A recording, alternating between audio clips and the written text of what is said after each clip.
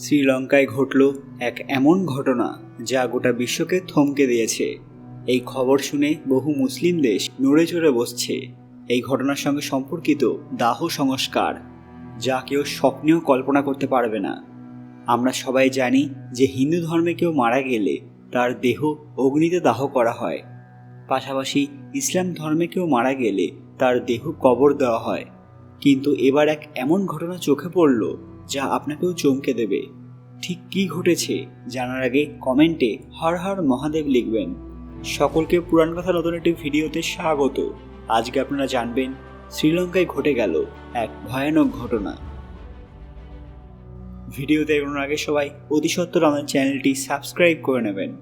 শ্রীলঙ্কায় প্রধান ধর্ম হল বৌদ্ধ। দেশটিতে অনুসারীর দিক থেকে দ্বিতীয় স্থানে রয়েছে হিন্দু ধর্ম এবং ইসলাম হল তৃতীয় বৃহত্তম ধর্ম। যেখানকার বেশিরভাগ মুসলিম মানুষ কেন্দ্রীভূত পূর্ব প্রবেশ দ্বীপে, এছাড়াও উত্তর পশ্চিম, উত্তর কেন্দ্রীয় ইত্যাদি স্থানেও এক বৃহৎ সংখ্যায় মুসলিমরা বসবাস করেন, যাদের প্রাথমিক ভাষা তামিল। আর সেখানেই ঘটে গেল এক বড় ঘটনা। জানা যাচ্ছে জোর করে অনেক মানুষের দাহ সংস্কার করা হয়েছে, অথচ তাদের কবর দেওয়া উচিত ছিল, কারণ তারা সকলেই ইসলাম ধর্মাবলম্বী ছিলেন। এজন্য নিজের দেশের মুসলিমদের কাছে ক্ষমা চাইতে বাধ্য হয়েছে শ্রীলঙ্কার সরকার। তাদের ধর্মীয় অনুভূতিতে আঘাত দেওয়ার জন্য ক্ষমা চাইছে তারা। ইতিমধ্যে ক্ষমা চাওয়া সংক্রান্ত একটি যৌথ প্রস্তাবও অনুমোদন করেছে দেশটির মন্ত্রিসভা।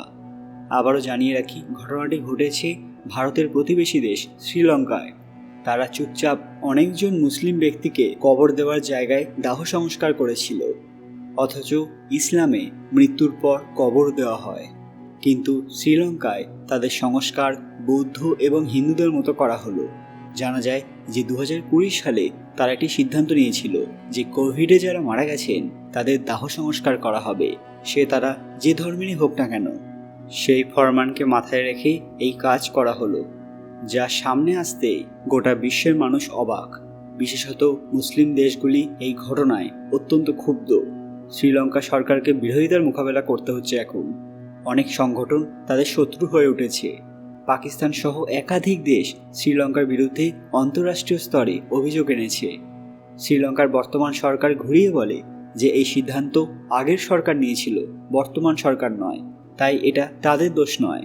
কিন্তু এই শেষ নয়, তাদেরকে ক্ষমা চাইতেই হয়। মহামারীর সময় কিছু এক্সপার্ট তাদের জানিয়েছিল যে মৃতদেহ কবর দিলে জলের স্তর বিষাক্ত হয়ে যাবে, যে কারণে জ্বালাতেই হবে, এছাড়া কোনো উপায় নেই, যার জন্য মহামারী আরও ছড়িয়ে যাবে।